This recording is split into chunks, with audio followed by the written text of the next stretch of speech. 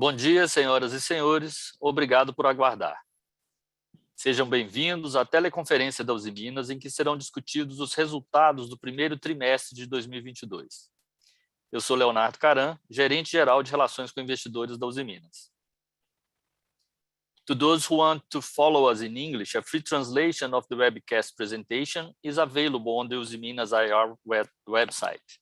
We also have an interpreter for simultaneous translation. Please choose the sound channel on the icon at the bottom of your Zoom screen.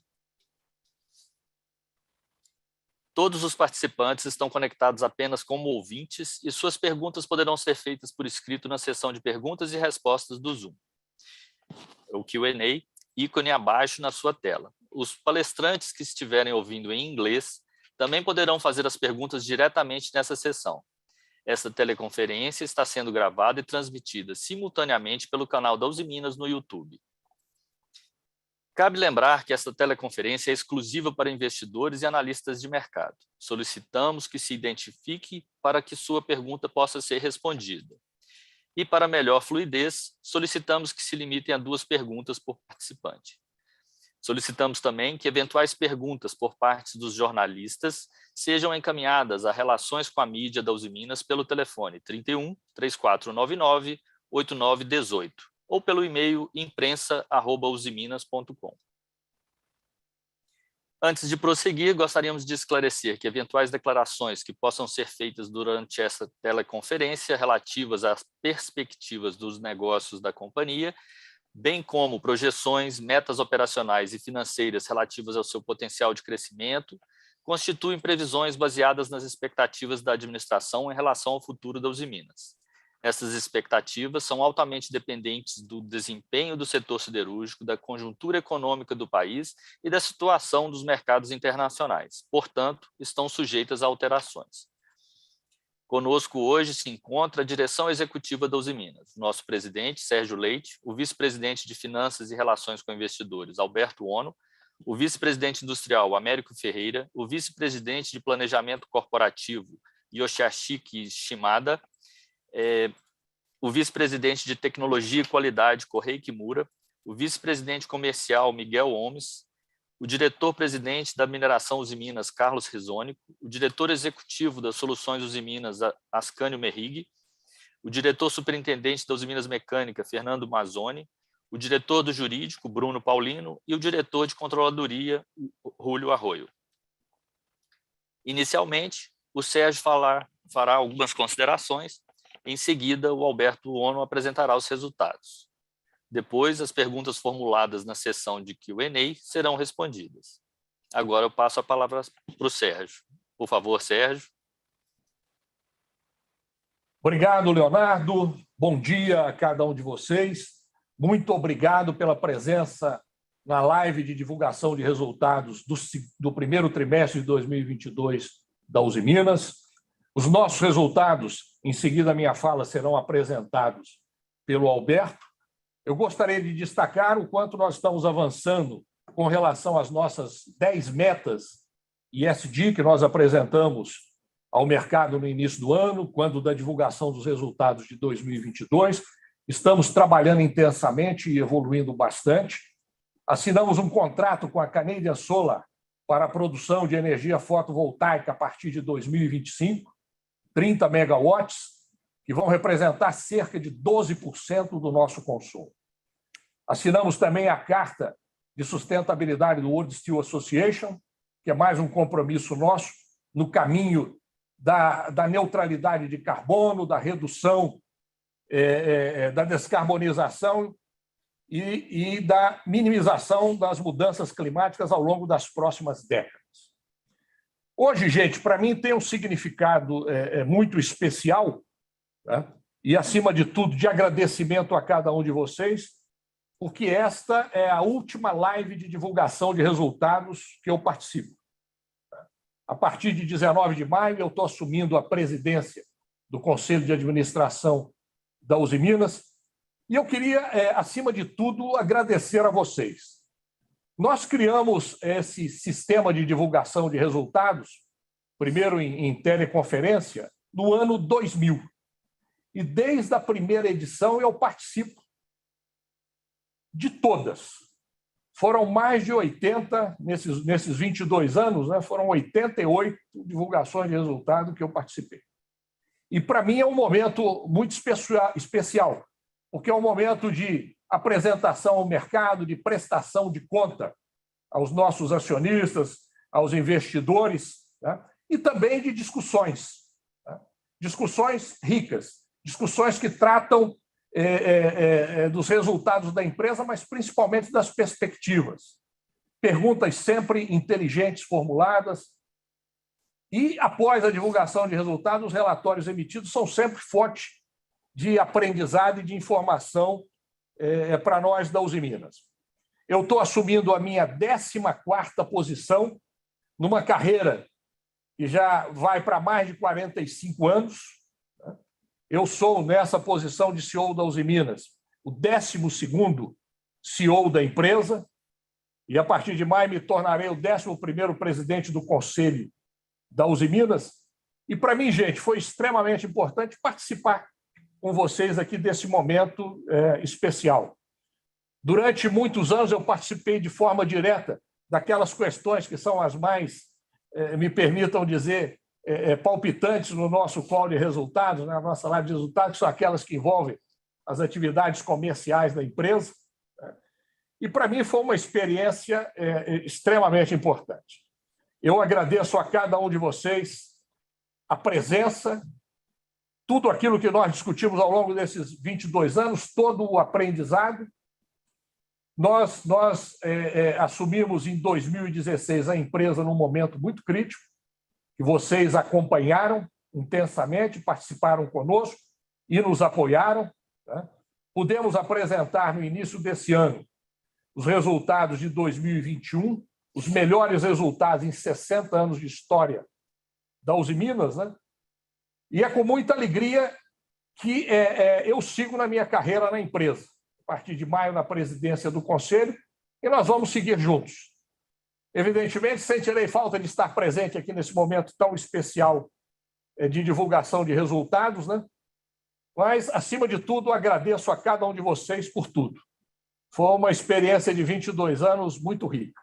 Gente, muito obrigado por tudo. Eu, nesse momento, passo a palavra ao Alberto, né? Nosso futuro CEO, a quem eu, de público, desejo muito sucesso e tenho certeza que ele o terá na condução da nossa empresa. O Alberto é um profissional de formação sólida, um profissional competente, né, e experiente, e que vai, sem dúvida, desenvolver um importante trabalho à frente da diretoria executiva da nossa empresa.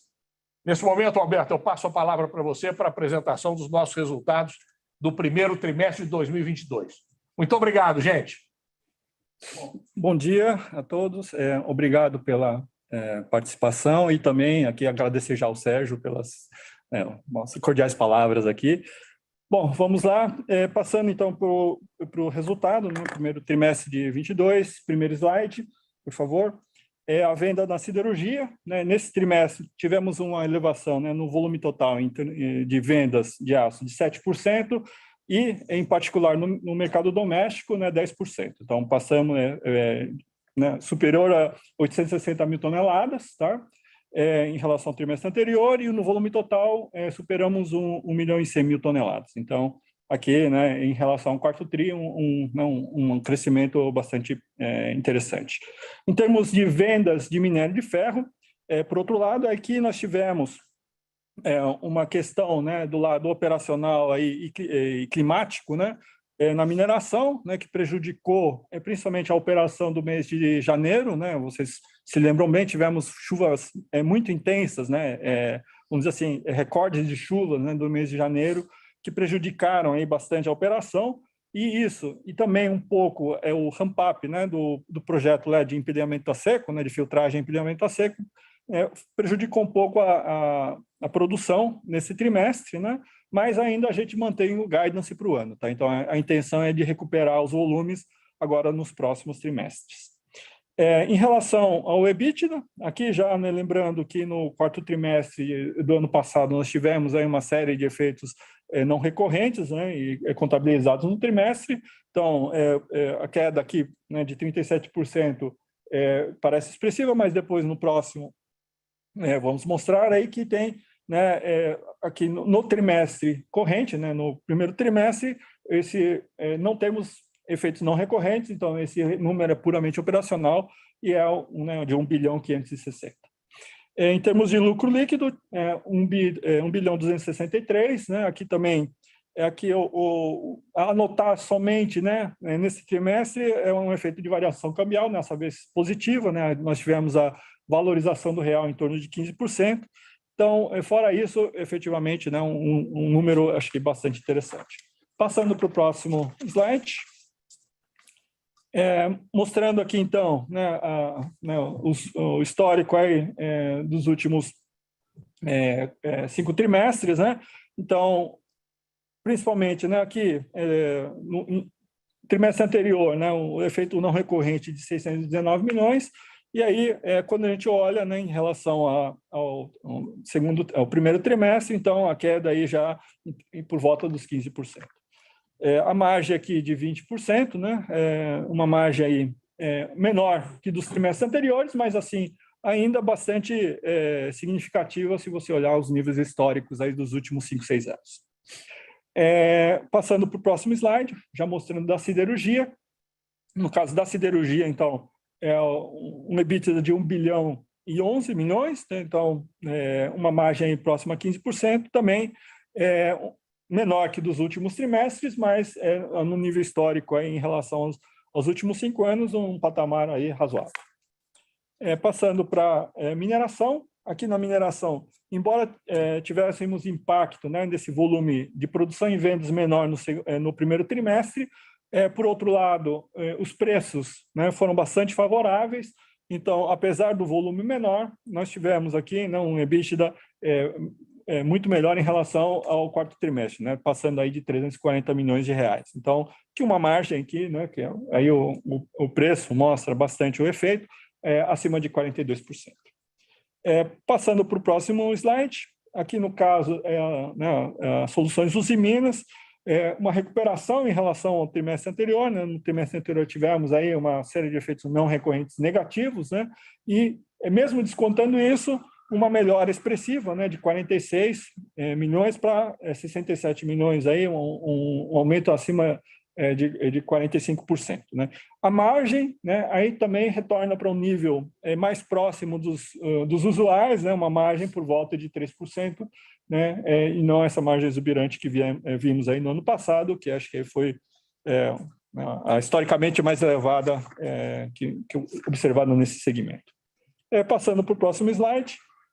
Aqui mostrando já outros indicadores, principalmente, né, o primeiro, capital de giro.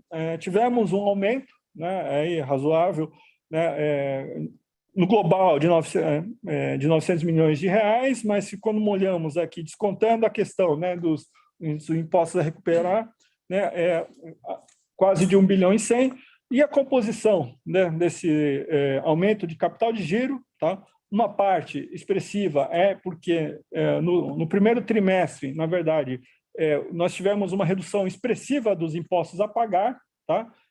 Isso acontece por causa da maneira como é feita a apuração, né, e pagamento de imposto de renda, pessoa jurídica, na nossa mineração, tá? Então, ela apura o resultado e depois, né, no final do ano, e paga, né, no trimestre subsequente. Então, no caso, por causa dos resultados, né, expressivos, recordes da mineração, nós tivemos também uma carga pesada de impostos que foi paga, né, liquidada no primeiro trimestre, e isso, né, diminuiu os impostos a pagar. Então, do lado, né, piorou, vamos falar assim, ou reduziu o nosso passivo. E aí, no capital de giro, isso, né, fez contra aí a redução, o aumento do capital de giro, né? E o outro ponto, né, aqui também teve um aumento no contas a receber, né, aí em torno de 200 milhões de reais, aí também no global, né, e aí também tem a questão do efeito preço na mineração, mas no global efeito preço. Tá?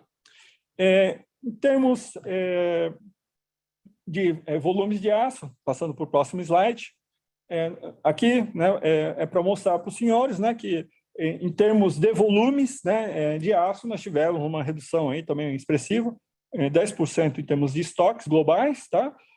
chegando a um patamar, né, muito semelhante ao primeiro trimestre do ano passado, né, e com giro também muito próximo, aí, abaixo dos 60 dias. Então, num caso aí onde a gente tinha, né, uma elevação durante o terceiro e quarto trimestre, agora a gente já está num patamar aí mais próximo dos patamares usuais. Passando para o próximo slide, aqui mostrando, né, nossa posição de caixa e nosso endividamento. Nossa posição de caixa, né, 6,6 bilhões de reais, então ainda um caixa bastante forte, né, superior à nossa dívida, né, a nossa dívida aí, ela ficou, né, em 5 bilhões e 500, então tivemos uma redução aí também por efeitos cambiais, mas de qualquer forma, né, a gente ainda então com uma dívida líquida negativa, né, uma posição aí net cash aí de 1 bilhão de reais. Passando para o próximo, falando um pouco do CAPEX, né, como já acontece aí nos últimos anos, né, o primeiro trimestre ainda a gente está engrenando aí a questão do CAPEX, então ficou num patamar menor que do trimestre anterior, tá? Mas aí a expectativa ainda, né, da mesma forma como nós cumprimos o guidance do ano passado, cumprir o guidance desse ano de 2 bilhões e 50 milhões de reais, tá? Então, muito voltado aí na siderurgia, como vocês podem olhar. E, por último, nosso último slide aqui são as nossas novas, né, metas de acompanhamento aí, em temas ESG, né? E aqui, eu acho que, com exceção de que ainda está um pouco atrasado em relação ao que nós tínhamos planejado, né, todas as outras aí estão indo conforme planejamento, tá? Então, esse é o novo set de metas, né? Eu não vou passar uma por uma, tenho todo o descritivo e também no release, nosso está ali, vocês podem olhar com mais detalhes, né? Mas esse novo set de metas, ok? Muito obrigado, a gente pode passar para as perguntas. Obrigado, Alberto. Então, passamos agora à sessão de perguntas e respostas. A primeira pergunta vem do Leonardo Corrêa, do BTG Pactual, e do Márcio Farid, do Goldman Sachs.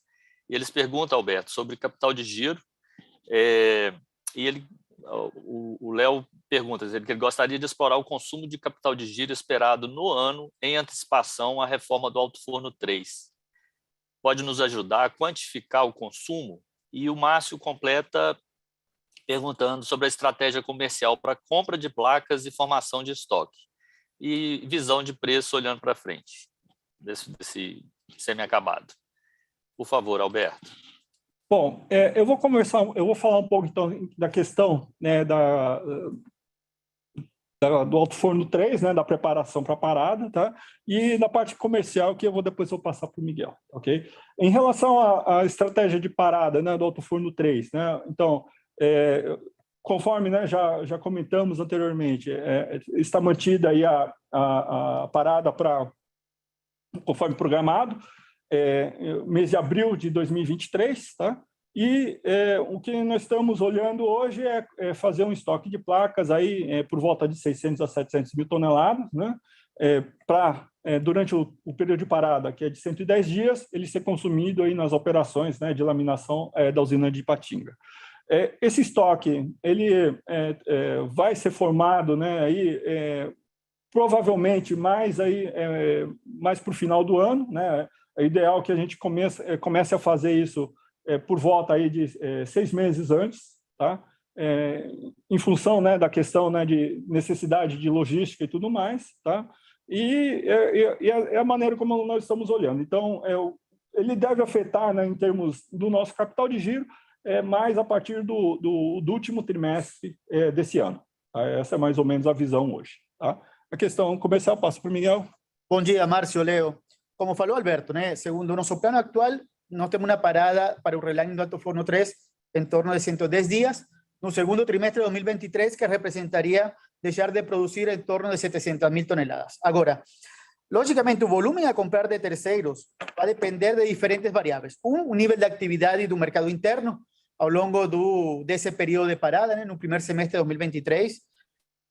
Outra variável importante seria o nível de atividade de negócios de exportação em função da rentabilidade que a gente consiga ter nesse momento e, obviamente, o nível de estoque que a gente possa compor a partir de placa própria até o início desta parada no segundo trimestre de 2023. Agora, nos últimos anos, na Usiminas, nós temos desenvolvido importantes números de fornecedores de placa, tanto locais como internacionais. Nós temos hoje homologados mais de 14 usinas siderúrgicas, fornecedores de placa, para atender os nossos requerimentos em termos de qualidade e volume. Nos últimos 2 anos, as compras de placas da Usiminas en fornecedores locales têm representado en torno de 85%. 85% compra local, 15% de compra de fornecedores internacionales. Lembrando que o Brasil exporta en torno de 7, 8 millones de toneladas ano. O ano passado a gente comprou 2,2 millones de toneladas, o que sumaríamos lógicamente ao nível de compra necessária para o relining da parada. E como falou Alberto também, as nossas compras para a composição dos estoques iniciariam no último trimestre de 2023. Já passando o tema do preço, que também foi comentado agora na pergunta, é importante nós entender o impacto do conflito entre Rússia e Ucrânia neste mercado. Rússia e Ucrânia representam em torno do 5% da produção mundial de aço. A gente poderia falar o 5% não é relevante, mas sim tem impactos específicos más relevante en determinados segmentos y mercados. Por ejemplo, Rusia y Ucrania representan en torno de 1/3 del trade mundial de placa y representan poco más de 1/4 das importaciones de Europa. Então, o que a gente observou, logicamente, uma grande distorção e instabilidade, incerteza. Desde o início do conflicto, a partir do 24 de fevereiro, nós observamos incluso indicadores ou índices internacionais de placa, de precio de placa acima da BQ internacional, lo cual lógicamente no es sustentable en un tiempo. A partir de ese momento, obviamente, nas siguientes 2, 3 semanas, esa distorsión fue muy importante, mas lo que a gente tem observado en los últimos días es una normalización de ese balanzo de oferta y demanda de placa a nivel mundial. A gente esperaría una mayor participación potencialmente da China en ese mercado de placa y obviamente a producción de Rusia, que si bien tuvo una disminución a partir desde el inicio del conflicto, hoy está siendo absorbida por importaciones o mayores importaciones de ese producto origen para Turquía, India y a propia China. Entonces estamos observando una normalización do mercado de placa a nivel mundial y obviamente una volta a normalidades de esos índices que obviamente tienen un impacto no precio y nos costos de la cirugía a nivel mundial.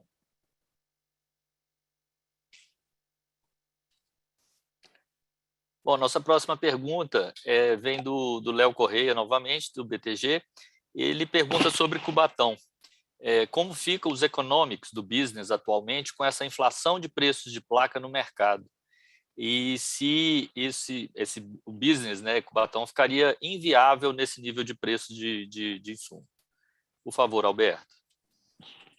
Bom, eu acho que está um pouco associado também ao que o Miguel já comentou, mas falando especificamente de Cubatão, né? Hoje, né, dentro do nosso horizonte, né, estamos mantendo, né, as operações de Cubatão, porque elas são, vamos falar assim, viáveis e rentáveis, tá? É lógico que, né, teve essa questão, né, dessa volatilidade de preços, mas que, como o Miguel já salientou, ela está voltando para vamos dizer assim, uma questão mais de normalidade, tá?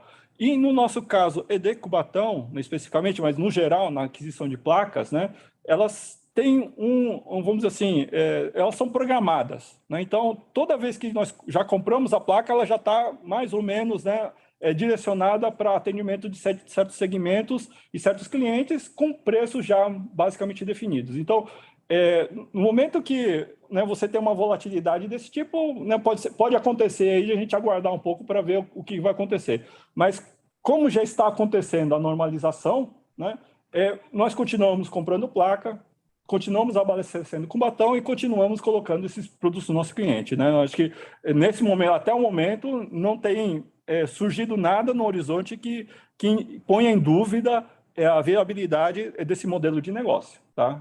Teve alguns momentos de estresse no mercado, como o Miguel colocou, mas tem que lembrar, né? Acho que esse é um ponto importante. O mundo ainda tem uma sobrecapacidade muito grande de aço, né? Então, quando você tem esses desequilíbrios, né, leva algum tempo, mas ele volta a uma situação de um novo equilíbrio. Eu acho que é isso que está acontecendo agora.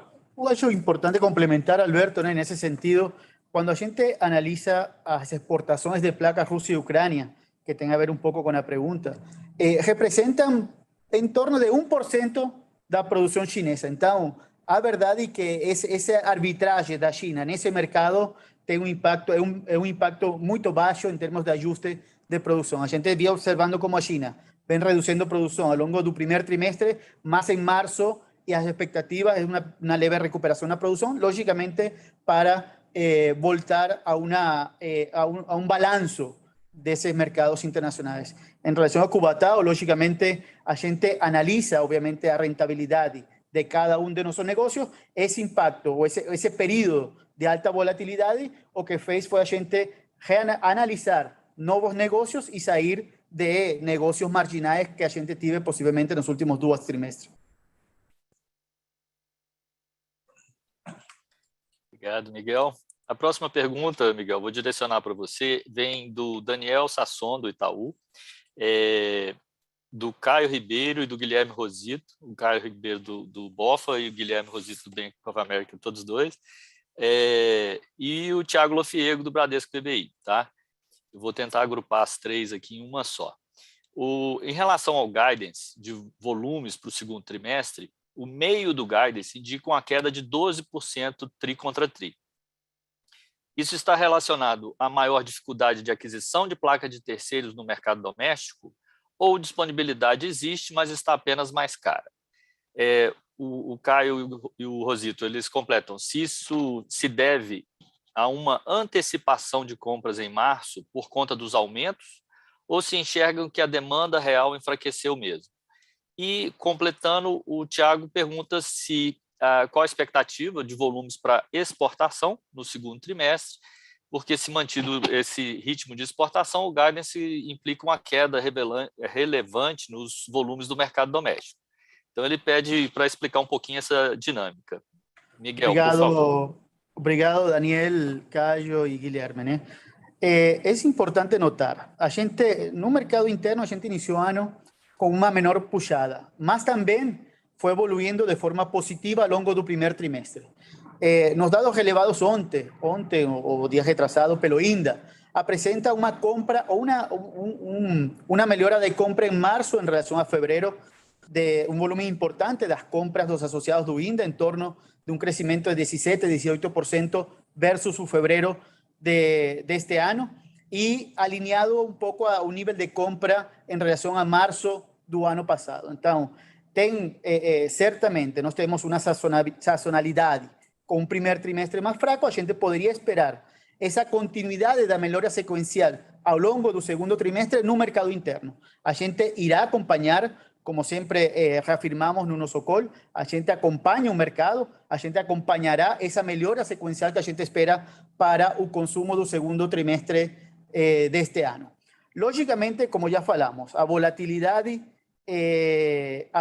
do mercado de placa fariam que a gente pode ter uma previsão de uma redução das exportações da Usiminas em relação aos 2 trimestres anteriores, voltando a um mix de venda, mercado interno, mercado externo, muito mais parecido ao que a gente tive ao longo do primeiro semestre de 2021. Então, essa redução de guidance para o segundo trimestre está totalmente focada en una reducción de nuestras exportaciones en función de la volatilidad del precio de placa y el gap entre la placa y a BQ internacional, los precios internacionales de aço, más a gente acompañará esa expectativa de mejora secuencial do mercado interno.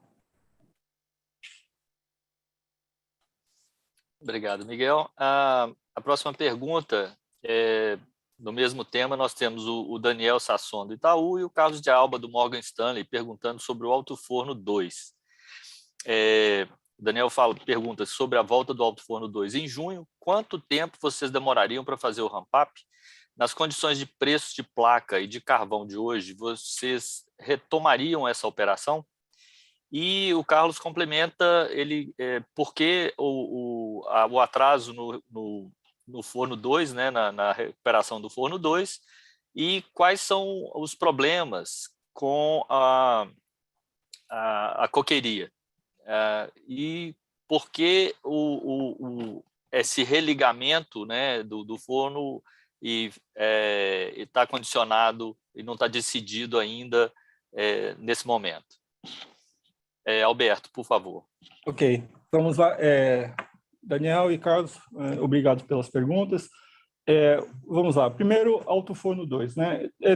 Em relação ao Alto Forno 2, né, a gente colocou aí, ele está ficando um pouquinho além do prazo inicial estimado, né? Isso porque tomou um pouco mais de tempo do que o esperado, né, para fazer, vamos dizer assim, a manutenção, a recuperação, né, do equipamento após, né, o problema que nós tivemos no ano passado, tá? Mas nada assim que vai, né, prejudicar, né? Tanto é que o volume, o valor de capex não está alterando, é só uma questão realmente que levou um pouquinho mais de tempo, né? A chegada de alguns componentes e tudo mais, né? A gente teve algumas questões aí de supply chain aí no caminho também. Mas, enfim, sem grandes questões além do próprio atraso em termos de prazo, tá? Ele vai estar, então, pronto para operar, né? Estaria pronto para operar a partir de junho, tá? Mas o que a gente colocou, informou, né, é a questão na dependência, além da avaliação do cenário, né, na situação, a partir do momento que ele esteja disponível, da questão de coque, né? Atualmente a gente está passando, né, por um período de menor disponibilidade, né, nas nossas baterias de coque, tá? Elas estão passando por um ciclo de preservação e manutenção que faz com que a nossa produção seja menor, tá? Isso faz com que já, né, no primeiro trimestre, né, a gente teve que utilizar, né, uma parcela, né, de coque comprado, né, de coque importado na produção de aço, né, de gusa, tá? E um eventual retorno, né, do Alto Forno 2 faria com que a gente aumentasse ainda mais o percentual de coque comprado, né, para fazer a produção, né, do volume adicional de aço, né? E isso, na nossa visão, né, ainda não faz a coisa, não faz a conta fechar numa maneira interessante. Então, a gente está aguardando aqui ainda, né? Então, a recuperação, né, dessa produção das coquerias, tá?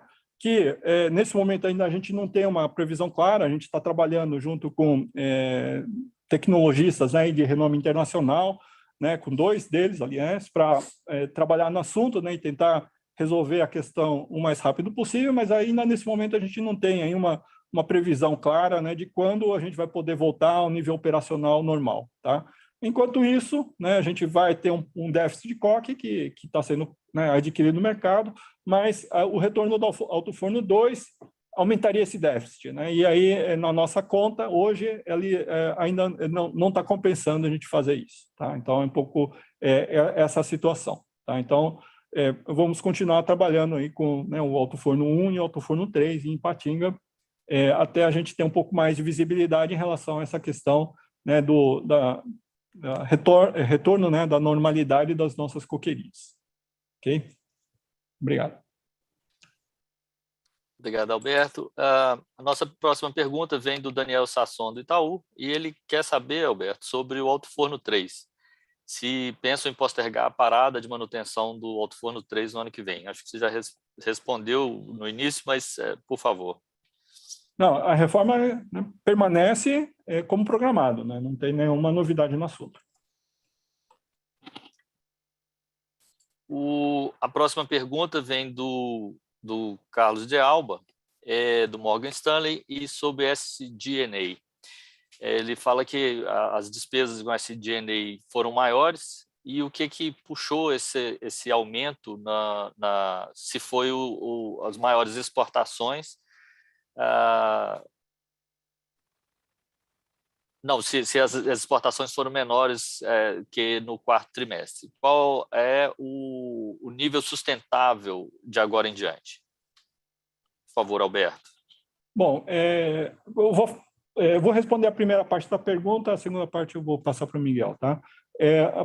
Carlos, em relação à questão, né, do SG&A, né, do primeiro trimestre, né, embora o volume de exportação tenha sido um pouquinho, né, ligeiramente menor que o do quarto TRI, tá? O que aconteceu é que nós tivemos aí, principalmente em portos de destino, né, um congestionamento, né? Então, quando você tem algumas modalidades de venda que é custo e frete, né, você acaba sendo prejudicado na chegada ali, quando você tem congestionamento, né, e tem aí uma espera do navio para descarregar. Então, isso acaba onerando um pouco o nosso caso, né, o custo de vendas. Tá? Então, isso é o que aconteceu.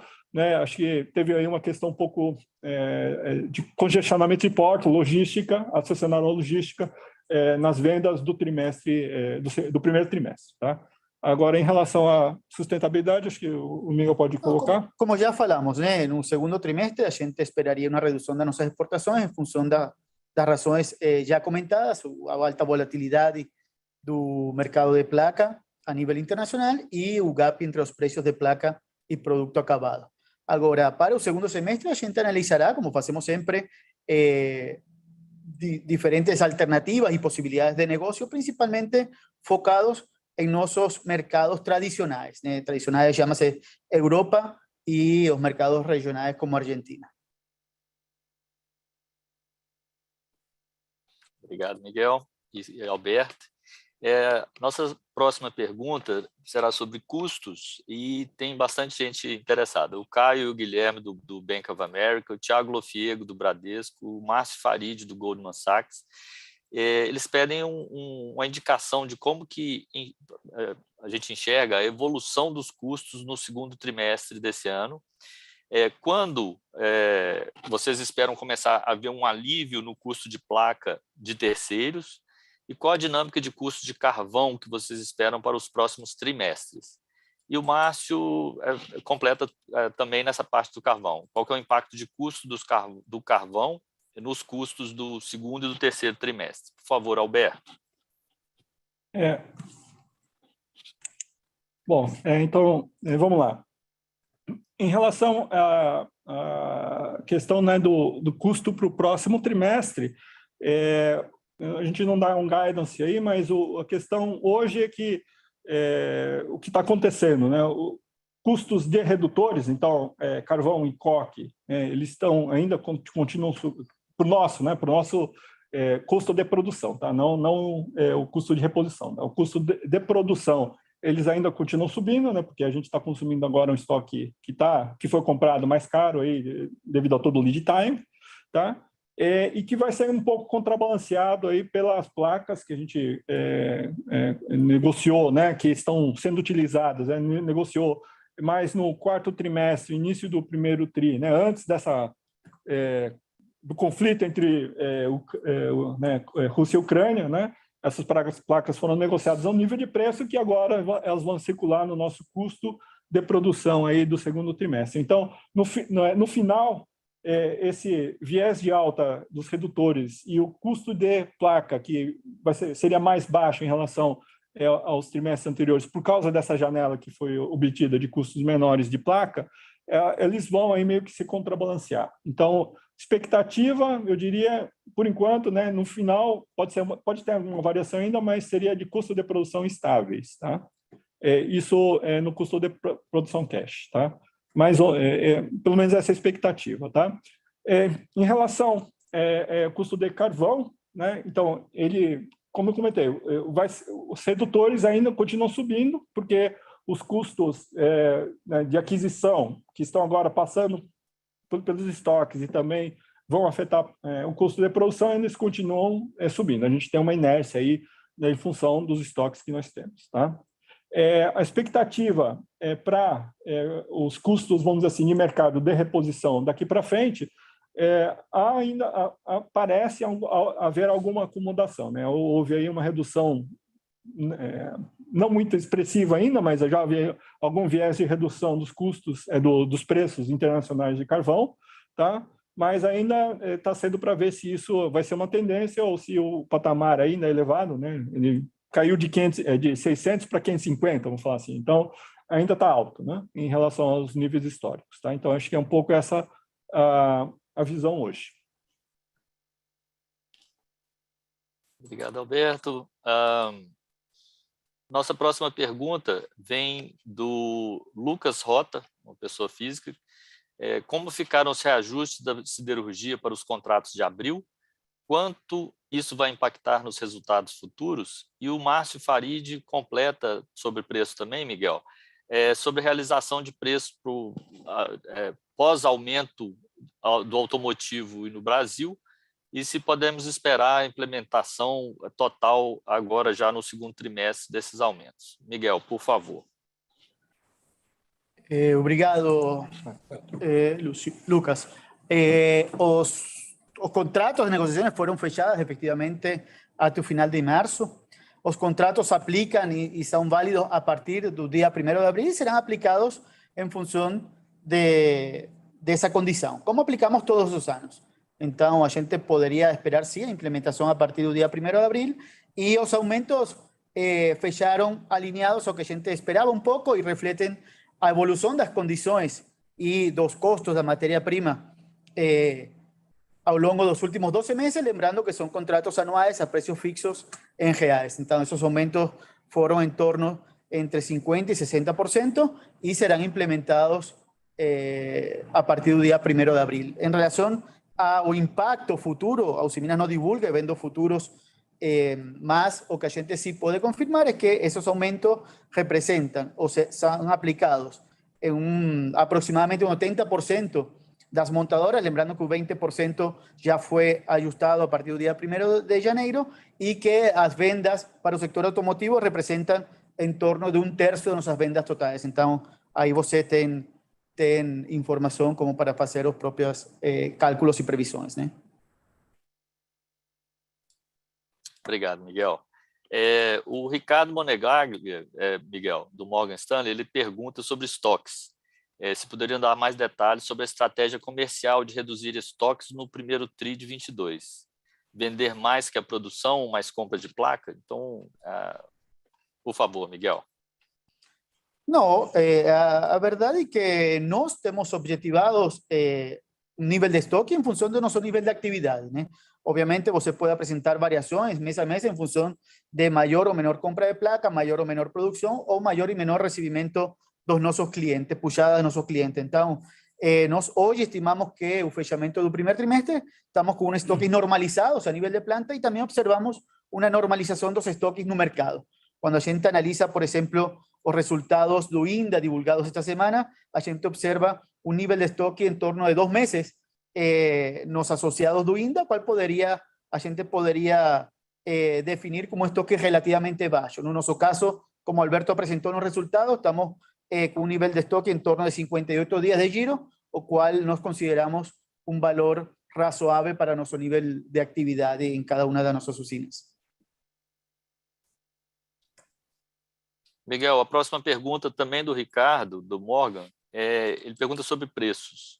O nível de preço do aço no último mês do trimestre em relação à média do período, e se podia falar sobre isso, e nos dizer se esse preço inclui aumentos em comparação com o preço no começo do ano. Por favor, Miguel.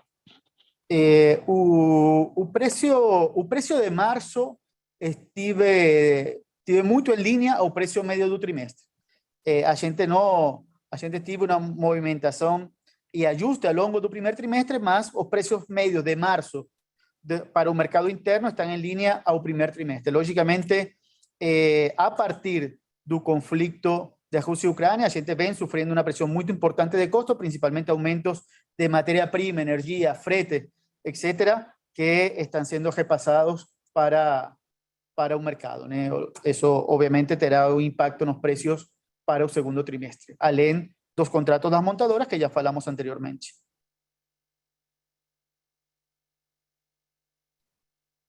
Obrigado, Miguel. Alberto, agora a gente tem uma sessãozinha de alocação de capital. O Edward Santevecchi, do Bradesco, pede para falar um pouco sobre a alocação de capital e suas prioridades entre CAPEX, retorno ao acionista e liability management com algumas oportunidades. O Victor Kitzman ele pergunta que, dada a estrutura de capital com caixa positivo, dívida alongada, vocês estão pensando em propor dividendos extraordinários para esse ano, ou referentes ao ano de 2022? E ainda sobre a alocação de capital, o Vitor Poli pergunta qual o nível de caixa e alavancagem acredita ser o ideal.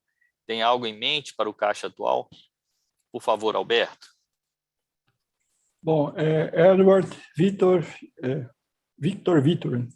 Bom, em relação à questão de alocação de capital, como eu já venho, né, a gente vem já conversando com vocês, não tem mudança, né, em relação à estratégia atual. Então, a política atual, né, de dividendos continua sendo mantida, então pagar os 25%, né, do lucro líquido, e a prioridade, né, do nosso caixa, da nossa geração de caixa, é efetivamente manter a questão, né, dos investimentos, né, como a gente comentou esse ano, né, tem um investimento expressivo aí, 2 bilhões e 50 para serem realizados, né, no ano, e além disso, né, e acho que é importante, né, a gente já comentou isso sobre um pouco, falando um pouco do volume de aço, mas o volume de aço reflete no nosso capital de giro, é a questão, né, da preparação, né, de estoques, né, para a reforma do Alto Forno 3, para o período de reforma. Então, esses estoques eles vão consumir, né, um caixa razoável em função do aumento do capital de giro. Lógico que esse recurso retorna depois, né, no final da parada, né, porque ao longo que o estoque for sendo consumido, mas em um primeiro momento você necessita do recurso para compor esse estoque. Então, nossa prioridade hoje está sendo o CAPEX e essa questão, né, de você financiar o capital de giro na medida do possível com recursos próprios para esse período de reforma. Passado o período de reforma, e acho que aí pode-se ter aí uma discussão, né, um pouco mais detalhada em relação, né, ao que fazer com eventuais excedentes de caixa após esse período de reforma. Mas até o término da reforma, acho que o mais importante é a gente garantir, né, o financiamento né, do capital de giro, porque é um ponto importante, né, além do CAPEX. Obrigado. Obrigado, Alberto. A gente terminou agora nossa sessão de perguntas e respostas, mas antes de passar a palavra para o Sérgio, eu gostaria de repassar os cumprimentos, Sérgio e Alberto, os cumprimentos que a gente recebeu. Várias pessoas estão fazendo seus cumprimentos. Então, a Gabriela, do Inter, está falando: Sérgio, parabéns e obrigada pela parceria. Sucesso no novo desafio. O Thiago Lofiego, do Bradesco, para o Sérgio: gostaria de parabenizar e agradecer ao Sérgio Leite pelo trabalho e parceria por todos esses anos e desejar ao Alberto boa sorte na nova cadeira. O Márcio Farid, do Goldman: boa sorte e sucesso ao Sérgio e ao Alberto nas novas posições. A Meva Duran, ela agradece e parabeniza o Sérgio Leite pelo excelente trabalho. Sucesso ao Alberto Ono na nova gestão. Então, repassados aí os cumprimentos. Sérgio, por favor, suas considerações finais.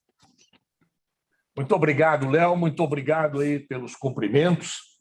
Tá? E como eu comentei no início, né, para mim foi um prazer imenso poder compartilhar todos os trimestres, né, nesses últimos 22 anos com vocês e nos últimos 14 anos fazendo parte da diretoria executiva da Usiminas, desde 2008.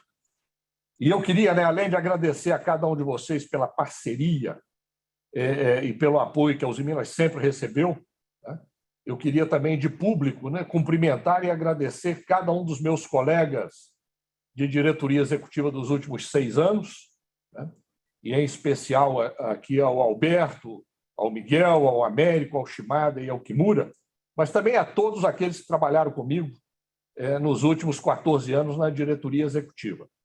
E também, com a permissão de vocês, eu queria agradecer e parabenizar a cada empregado da Usiminas.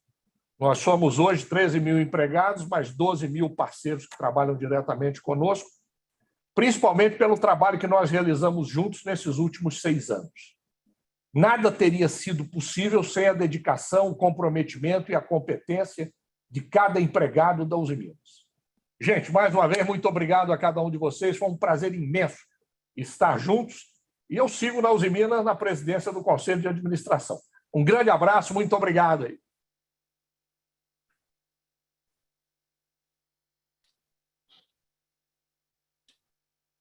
Agradecemos a participação de todos e lembramos que, em caso de dúvidas, a equipe de RI está à disposição para atendê-los. Boa tarde a todos.